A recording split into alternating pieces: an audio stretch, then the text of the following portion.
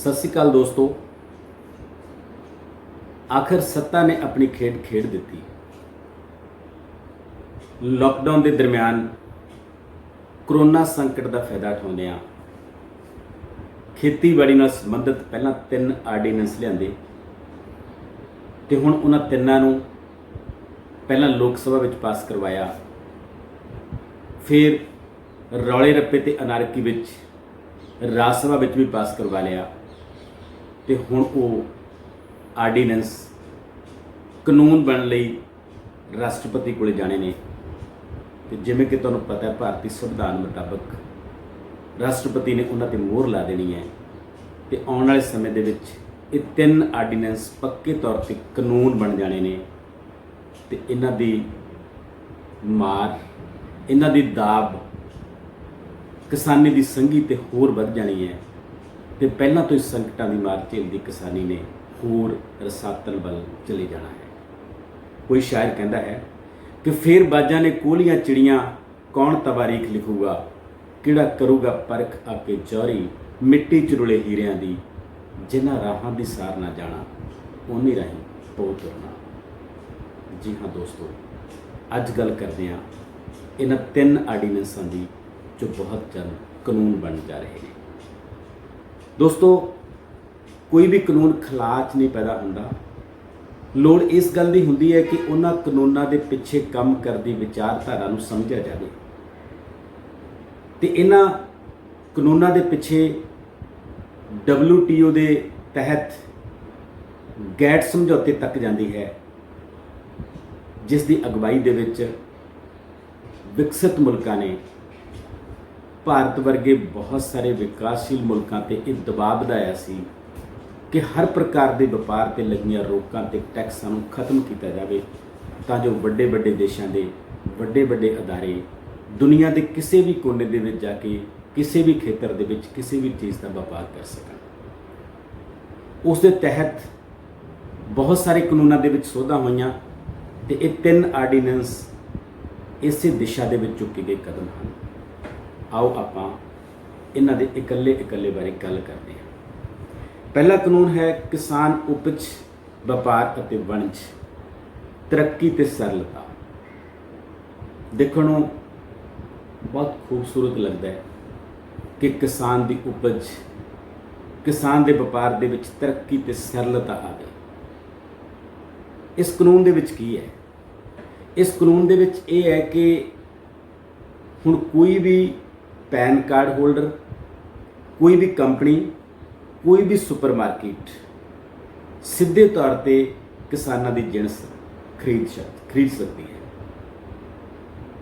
इस तो पहला साडे कोले साडा अपना एक मार्केटिंग सिस्टम है जिहदे तहत राज सरकारां अपना एक प्लान तैयार करदियां ने।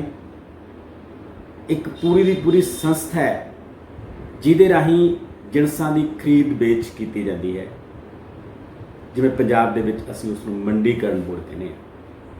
ते कोई भी जिनस जदों मंडी दे विच आउंदी है तां एक लाइसेंस होल्डर व्यापारी, जिन्होंने आम तौर पर असीं सौखी भाषा दे विच आड़तीआ कहने आ, वो जिनस नूं खरीददा है ते 8.5% टैक्स सरकार नूं पे करदा है।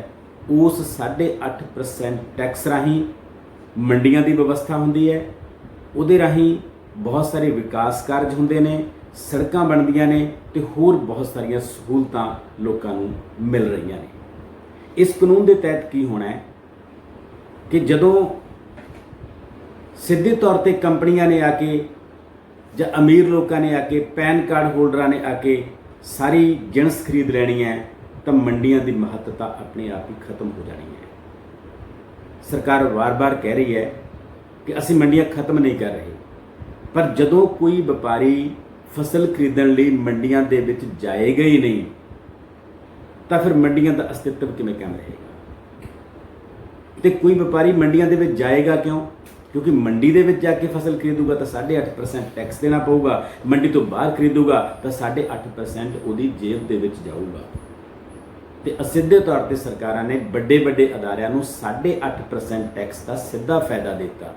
8.5% सीधे तौर पर जिहड़ा पहलां सरकारां कोले जांदा सी, वो हुण उन्हां व्यापारियां दीआं जेबां दे विच जाऊगा। ਸੋ ਇਹਦਾ ਰਿਜ਼ਲਟ ਕੀ ਨਿਕਲੂਗਾ? ਪੂਰੀ ਦੀ ਪੂਰੀ ਮੰਡੀ ਵਿਵਸਥਾ ਖਤਮ ਹੋ ਜੂ, ਉਹ ਤੋਂ ਜਿਹੜੀ ਸਰਕਾਰ ਨੂੰ ਆਉਣ ਵਾਲੀ ਇਨਕਮ ਖਤਮ ਹੋ ਜੂ, ਉੱਥੇ ਜਿਣਸ ਵੇਚਣ ਦਾ ਪਲੇਟਫਾਰਮ ਖਤਮ ਹੋ ਜੂ।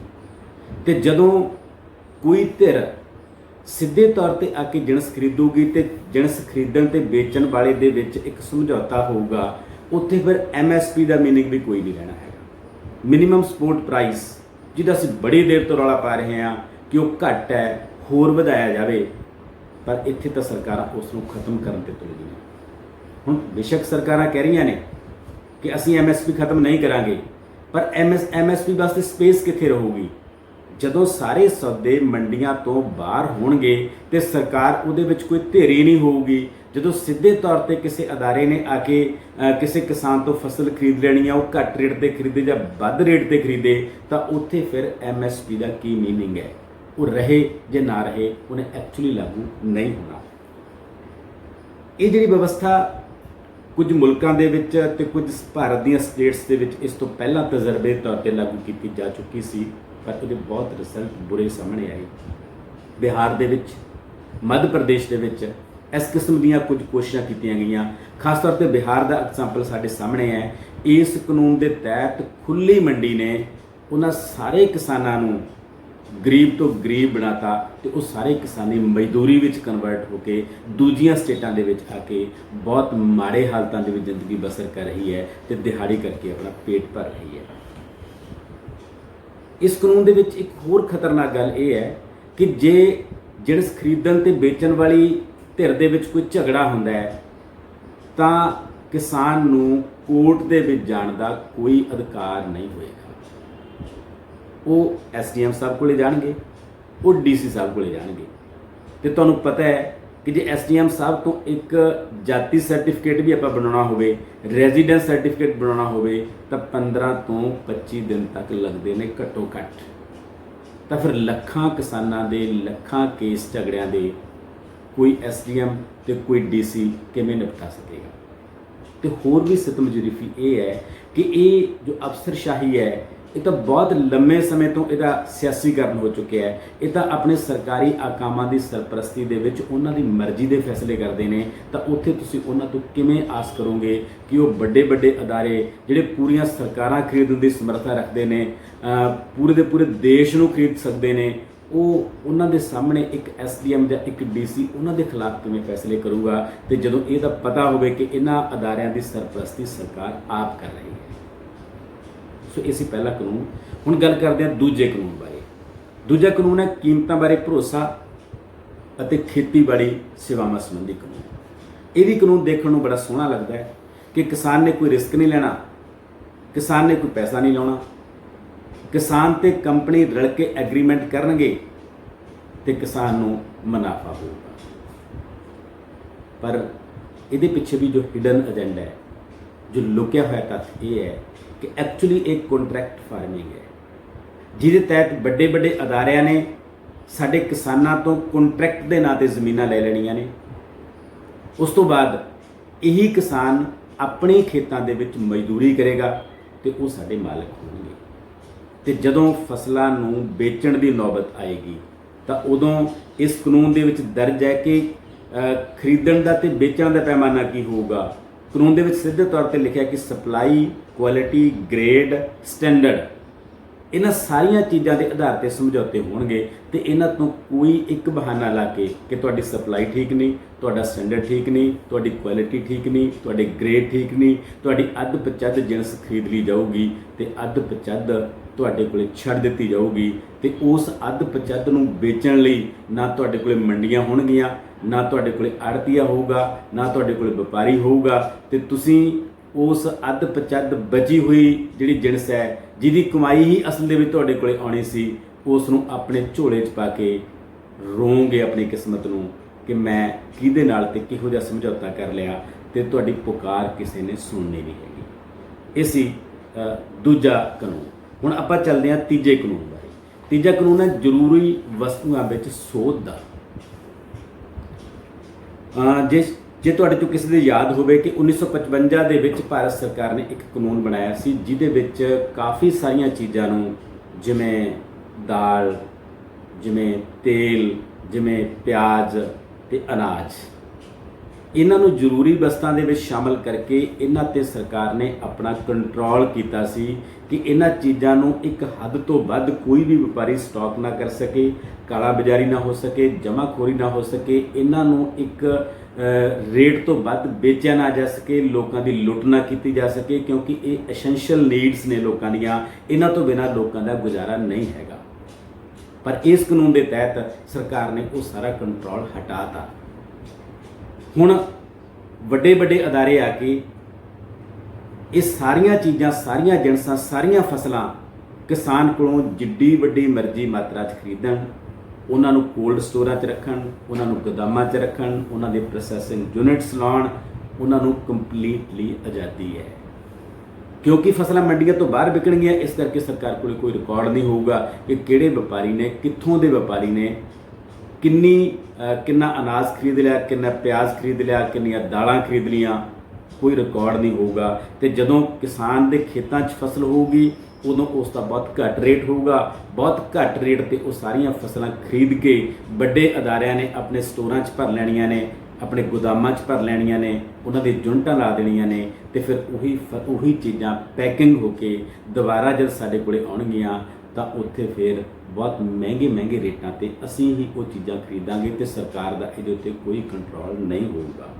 ਕੀਮਤਾਂ ਦੇ ਵਿੱਚ ਅਸਥਿਰਤਾ ਆਊਗੀ, ਫੂਡ ਸਿਕਿਉਰਿਟੀ ਵਰਗੀ ਕੋਈ ਚੀਜ਼ ਨਹੀਂ ਰਹਿਣੀ ਹੈਗੀ ਤੇ ਆਮ ਆਦਮੀ ਬੇਬਸ ਹੋਊਗਾ, ਉਹਦੇ ਹੱਥ 'ਚ ਕੋਈ ਚਾਰਾ ਨਹੀਂ ਹੋਊਗਾ ਕਿ ਉਹ ਕੀ ਕਰ ਸਕਦਾ ਹੈ। ਸੋ ਇਹ 3 ਕਾਨੂੰਨ ਨੇ।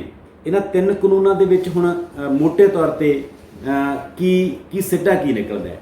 ਪਹਿਲੀ ਗੱਲ ਤਾਂ ਇਹ 3 ਵੱਖੋ ਵੱਖਰੀਆਂ ਚੀਜ਼ਾਂ ਨਹੀਂ, ਤਿੰਨੇ ਕਾਨੂੰਨ ਇੱਕ ਦੂਜੇ ਦੇ ਨਾਲ ਜੁੜੇ ਹੋਏ ਕਾਨੂੰਨ ਨੇ। ਇਹਨਾਂ ਕਾਨੂੰਨਾਂ ਦੇ ਨਾਲ MSP ਖਤਮ ਹੋ ਜਾਣਾ ਹੈ, ਭਾਵੇਂ ਸਰਕਾਰ ਇਹ ਦਾਅਵਾ ਕਰ ਰਹੀ ਹੈ ਕਿ ਅਸੀਂ ਨਹੀਂ ਕਰ ਰਹੇ। ਪ੍ਰੈਕਟੀਕਲੀ MSP ਦੀ ਕੋਈ ਸਪੇਸ ਨਹੀਂ ਰਹਿਣੀ ਹੈਗੀ। ਇਹਨਾਂ 3 ਕਾਨੂੰਨਾਂ ਦੇ ਵਿੱਚ ਮੰਡੀਆਂ ਸਾਡੀਆਂ ਖਤਮ ਹੋ ਜਾਣੀਆਂ ਨੇ। ਇਹਨਾਂ 3 ਕਾਨੂੰਨਾਂ ਦੇ ਵਿੱਚ ਲਾਇਸੈਂਸ ਹੋਲਡਰ ਵਪਾਰੀ ਖਤਮ ਹੋ ਜਾਣਾ ਹੈ। ਇਹਨਾਂ 3 ਕਾਨੂੰਨਾਂ ਦੇ ਤਹਿਤ ਹੀ ਜਿਹੜੀਆਂ ਚੀਜ਼ਾਂ ਅਸੀਂ ਹੁਣ ਮੰਡੀਆਂ ਦੇ ਵਿੱਚ, ਸਬਜ਼ੀ ਮੰਡੀਆਂ ਦੇ ਵਿੱਚ ਜਾ ਕੇ ਸਸਤੀਆਂ ਖਰੀਦ ਲਿਆਉਂਦੇ ਆ, ਇਹ ਸਾਰੀਆਂ ਚੀਜ਼ਾਂ, ਸਾਰਾ ਬਾਜ਼ਾਰ ਕੋਲਡ ਸਟੋਰਾਂ ਰਾਹੀਂ ਹੁੰਦਾ ਹੋਇਆ ਸਾਡੇ ਸੁਪਰ ਮਾਰਕੀਟ ਵਰਗੇ ਜਿਹੜੇ ਮਾਲਸ ਨੇ ਉਹਨਾਂ ਦੇ ਵਿੱਚ ਪੈਕ ਹੋ ਕੇ ਆ ਜਾਣਾ ਹੈ ਤੇ ਉੱਥੋਂ ਤੁਸੀਂ ਦੁੱਗਣੇ ਤਿੱਗਣੇ ਰੇਟਾਂ ਤੇ ਆਮ ਕਸਟਮਰ ਖਰੀਦ ਕੇ ਲੈ ਕੇ ਆਇਆ ਕਰੂਗਾ। ਇਸ ਕਰਕੇ ਆਮ ਆਦਮੀ ਵੀ ਮਹਿੰਗਾਈ ਦੀ ਚੱਕੀ ਦੇ ਵਿੱਚ ਆ ਕੇ ਪਿਸਣਾ ਹੈ। ਉਹ ਸਾਰੇ ਮਜ਼ਦੂਰ ਖਤਮ ਹੋ ਜਾਣਗੇ ਜਿਹੜੇ ਮੰਡੀਆਂ ਦੇ ਵਿੱਚ ਕੰਮ ਕਰਦੇ ਸੀ। ਸਰਕਾਰਾਂ ਦੀ ਕਮਾਈ ਦਾ ਸਰੋਤ ਖਤਮ ਹੋ ਜਾਊਗਾ। ਦੁੱਧੀ, ਹਲਵਾਈ, ਹੋਰ ਨਿੱਕੇ ਕਾਰੋਬਾਰ ਬਾਰੇ ਸਾਰੇ ਲੋਕਾਂ ਦਾ ਜਿਹੜਾ ਬਿਜ਼ਨਸ ਆ ਉਹ ਤਬਾਹ ਹੋ ਜਾਊਗਾ। ਸੋ ਇਹ ਤਿੰਨੇ ਕਾਨੂੰਨ ਨੇ ਜਿਹੜੇ ਉਹ ਲੋਕ ਵਿਰੋਧੀ ਕਾਨੂੰਨ ਨੇ। ਤਿੰਨੇ ਕਾਨੂੰਨ ਫੈਡਰਲਿਜ਼ਮ ਦੇ ਖਿਲਾਫ ਨੇ। ਤਿੰਨੇ ਕਾਨੂੰਨ ਅਸੰਵਿਧਾਨਕ ਨੇ। ਤਿੰਨੇ ਕਾਨੂੰਨ ਸਭ ਤੋਂ ਵੱਡੀ ਗੱਲ ਗੈਰ ਲੋਕਤਾਂਤਰਿਕ ਨੇ।